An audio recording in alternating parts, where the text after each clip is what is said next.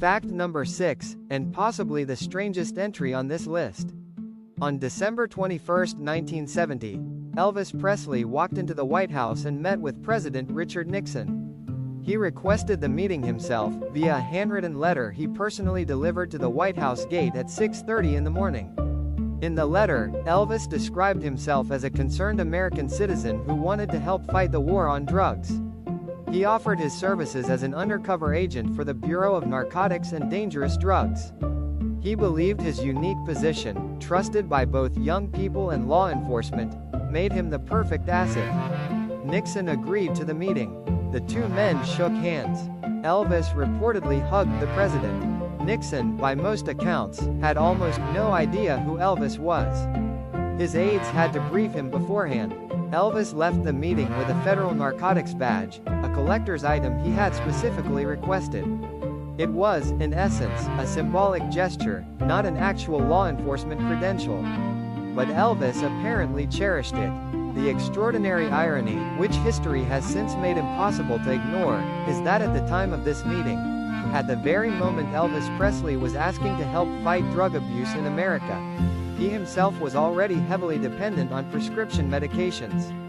The photograph taken that day, of Elvis and Nixon shaking hands in the Oval Office, is reportedly the most requested image in the U.S. National Archives.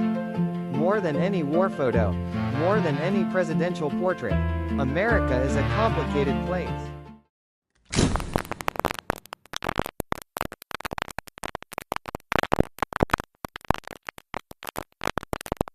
Fact number 7. This one is important, and it deserves to be handled honestly. Elvis Presley did not invent rock and roll. Rock and roll was created by Black American artists like Sister Rosetta Tharpe, Big Mama Thornton, Fats Domino, Little Richard, Chuck Berry, and many others, who had been developing the sound for years before Elvis walked into Sun Studio in Memphis in 1953. What Elvis did was bring that sound to white audiences at a moment when racial segregation made it almost impossible for black artists to access mainstream radio, television, or national distribution. In that sense, his impact was real and his reach was extraordinary. But here's the tension that music historians continue to wrestle with. Elvis became unfathomably wealthy and famous performing music that was rooted in a tradition he borrowed from. And he rarely, if ever, gave those artists the public credit they deserved. Big Mama Thornton recorded Hound Dog in 1952. It spent 7 weeks at number 1 on the R&B chart. Elvis's version, released in 1956, became one of the best-selling singles in history. Thornton died in 1984 with a net worth of less than $2,000. Little Richard, who was arguably the most electrifying live performer of the era, watched Elvis absorb elements of his style and reach audiences Little Richard was systematically locked out of. Elvis's legacy is real, his talent was real, his love for the music was, by most accounts, genuine. But the full story of where that music came from, and who paid the price for his success, is a story that belongs in every conversation about the king of rock and roll.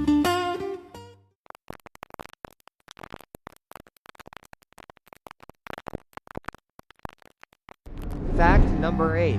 By the early 1970s, Elvis Presley was being prescribed a staggering quantity of medication. His personal physician, Dr. George Nichopoulos, known as Dr. Nick, has confirmed that Elvis was taking up to 14 different prescription drugs daily at various points toward the end of his life. These included amphetamines to get him through performances, sedatives to bring him down afterward, painkillers for a range of physical ailments, and sleeping aids to help him rest. His body had, over 2 decades, become utterly dependent on a pharmaceutical cocktail that no healthy person could sustain. Dr. Nichopoulos was later charged with overprescribing medications to Elvis and several other patients. He was acquitted in 1981 but lost his medical license in 1995.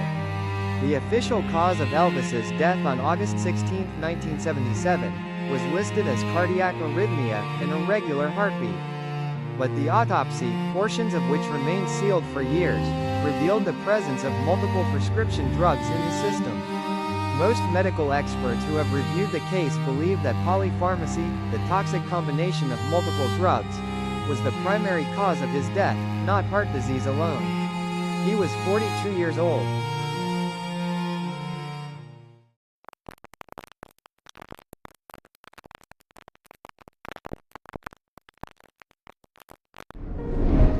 Fact number 9, and this one reframes everything.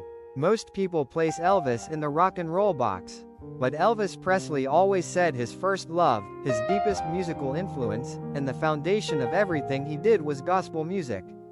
He grew up attending the First Assembly of God Church in Tupelo, where music was central to worship. The explosive energy, the call and response, the physical expressiveness, the emotional release, all of it came from the black gospel tradition he witnessed as a child. The hip movements that scandalized television censors in the 1950s, the ones that got him filmed only from the waist up on The Ed Sullivan Show, were not calculated rebellion. They were unconsciously absorbed from the gospel preachers Elvis had watched move their congregations since boyhood. He won 3 Grammy Awards in his lifetime. All 3 were for gospel recordings. Not rock and roll, not pop, gospel. When Elvis Presley was at his most authentic, when he stripped away the spectacle and just sang, what came out was always rooted in the church. That was the bedrock. Everything else was built on top of it.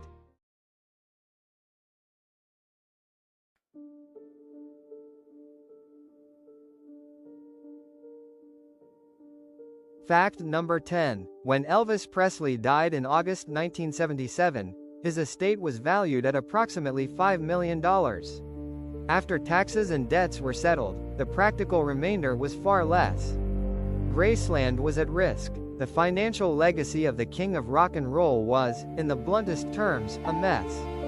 Priscilla Presley, his ex-wife, and the administrator of the estate on behalf of their daughter Lisa Marie, made a series of decisions in the years after his death that transformed that situation entirely. She opened Graceland to the public in 1982. She aggressively licensed Elvis's image and music. She partnered with a company called Elvis Presley Enterprises to build what became one of the most valuable entertainment estates in history. By 2023, estimates placed the value of the Elvis estate at over $400 million.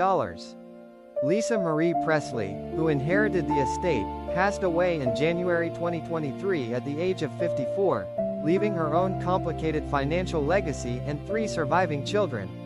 The story of what Elvis left behind is, in the end, a story about what we do with the things we're given, and how the people who loved someone most are often the ones left to make sense of the wreckage. The music endures. It always will, but the man behind it was human, gloriously, painfully, fascinatingly human. And that, more than any legend, is worth remembering. 10 facts. 1 complicated, extraordinary man. If something in this video genuinely surprised you, hit the like button. It takes 1 second and it means more than you think for a channel like this. Next up, the feud that split hip-hop in half. Jay-Z versus Nas. Every shot, every diss, every detail. That one is coming very soon. You do not want to miss it. Stay tuned for more entertainment Bazaar'd.